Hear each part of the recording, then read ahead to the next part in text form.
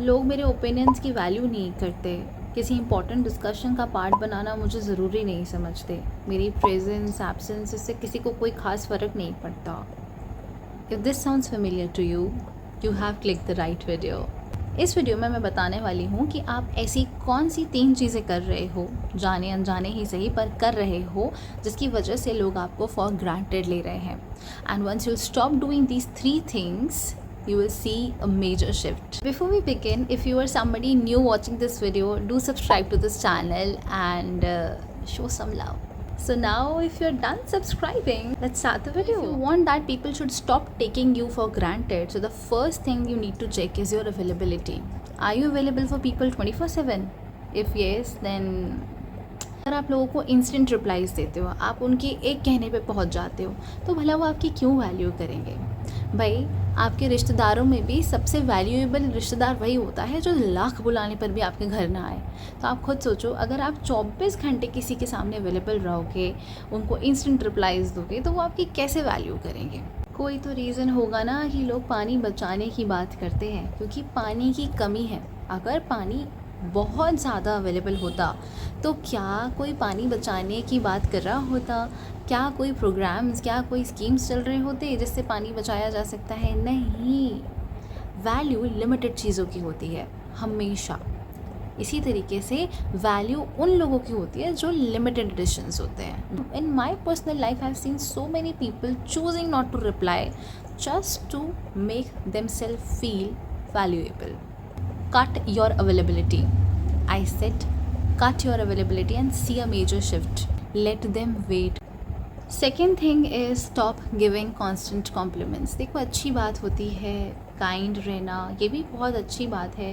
कहीं मैंने ही पढ़ा था कि यू नेवर नो कि आपका एक कॉम्प्लीमेंट किसका दिन बना दे। बहुत सही बात है और हमें करना भी चाहिए। हमें लोगों की तरफ काइंड रहना चाहिए। बट ये भी मेरा पर्सनल एक्सपीरियंस है कि जब मैं ये बहुत ज़्यादा करने लग गई तो एक इंसान ने मुझे पकड़ के सच में बोल दिया, तू तो रहने ही दे, तू तो सबको ही अच्छा बोलती रहती है, तू तो रोज़ ही अच्छा बोलती रहती है मुझे। दैट डे आई फेल्ट कि ओह, काइंड बनने के चक्कर में मेरी कॉम्प्लीमेंट की कोई वैल्यू ही नहीं रह गई। दैट मीन्स कि मैं लोगों को कॉम्प्लीमेंट देते हुए भी वैल्यूएबल नहीं लग रही हूँ। And it's a big thing. So that day I decided I will not give compliments to people every now and then. I will be very selective. I may feel कि वो बंदा अच्छा लग रहा है, मैंने उसको एक बार बता दिया, अब आने वाले 10 दिन में भी वो बहुत अच्छा लगेगा, but I won't give the compliment to that person. मैं मानती हूँ, I am again saying that being kind is important, but उसको भी लिमिट करना चाहिए। ये भी तो हमारे बड़े ही कह के गए ना, अति हर चीज़ की बुरी होती है। तो अति इस चीज़ की भी बुरी है कि आप किसी को कॉम्प्लीमेंट्स देते जा रहे हो, देते जा रहे हो, देते जा रहे हो। वो इंसान का दिन बने ना बने, आपकी वर्ड्स ज़रूर ख़राब हो जाएगी। Be selective when you give compliments and इसको रेयर बनाओ थोड़ा। आज मुझे इस इंसान ने कॉम्प्लीमेंट दिया है, आज मैं सच में कुछ लग रही हूँ। ये कैसे पॉसिबल है? ये कहाँ का जस्टिस है कि आपने किसी को कॉम्प्लीमेंट दिया हो, वो सोच रहा है कि अरे ये तो सबके ही साथ? बिल्कुल भी नहीं। अगर आप किसी को कॉम्प्लीमेंट दो तो वो सच में किसी का दिन बनाए। अगर आप ये चाहते हो तो पहले आप अपने कॉम्प्लीमेंट की वैल्यू बनाओ। Make it rare so that people feel like achievement when they get it from you. Third thing you need to do is stop chasing and start attracting. मैं अपनी बहुत सारे वीडियोस में इस चीज़ के बारे में बात करती हूँ कि हम जितना चीज़ों के पीछे भागते हैं वो चीज़ हमसे उतनी ही दूर भागती जाती है. आप खुद देखो, आप किसी को 10 दिन पूरा अटेंशन दे के देखो, मैं दावे से कह सकती हूँ कि वो इंसान आपको उन 10 दिनों तक अपना मिनिमम इंटरेस्ट दिखाएगा. बट जिस दिन आपने डिसाइड कर लिया कि this person does not exist for me, अगर इसे मुझसे बात करनी है तो इसको एफर्ट डालना पड़ेगा. आई एम टेलिंग यू, वो अगले दिन से आपकी प्रेजेंस को मिस करने लग जाएंगे and they will start chasing you. So turning the tables basically.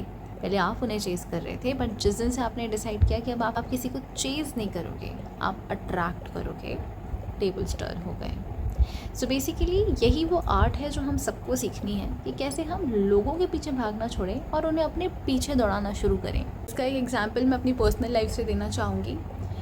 मैं एक ऐसी इंसान थी जो हमेशा पहले से जाके सबके साथ कॉन्वर्जेशंस इनिशिएट करती थी. हर किसी के साथ at my work place. One day I was so disturb कि अगर मैं एक दिन किसी के पास नहीं जा रही हूँ तो कोई भी मेरे पास नहीं आ रहा। And I was so disturb with this thing कि मुझे तो लगा था कि this creates a good will, but then somebody very wise in my life told me that everything should be in limit. You should not be the initiator of the conversation every time, because if you do that people will think कि ये तो अपने आप ही आ जाती है। तो जब आप ही सबके पास जाके पहुंच जाओगी तो आप मौका ही नहीं दे रहे हो किसी को अपने पास चल के आने का, तो फिर आप क्यों रोते हो कि लोग आपको फॉर ग्रांटेड लेते हैं। कभी कभी just take a pause, sit back, relax and see कि कितने लोग आपके पास आ रहे हैं। और अगर कोई नहीं आता ना तो अगले दिन किसी के भी पास जाने की ज़रूरत नहीं है, और जितने आ गए सिर्फ उनके पास जाने की ज़रूरत है, जो नहीं आए उनके पास भी जाने की ज़रूरत नहीं है। This will give you reality check as well कि कौन कौन आपका अटेंशन डिज़र्व करता है और कौन बिल्कुल भी नहीं करता। Let them miss you, please sit back like a queen and let everyone come to you. मैं ये बिल्कुल नहीं कह रही हूँ कि आप अपने आप को बदल दो, मैं बस ये कह रही हूँ कि आप दूसरों को अपनी वर्थ डिसाइड मत करने दो। I am a well wisher and if this video resonated with you, do like, share end of course comment below कि इन तीनों चीज़ों में से आप ऐसा क्या कर रहे हो की वजह से आपको लगता है कि लोग आपको फॉर ग्रांटेड लेते हैं। Don't forget to subscribe for more. I see you next time. Please subscribe to the channel. See you next time.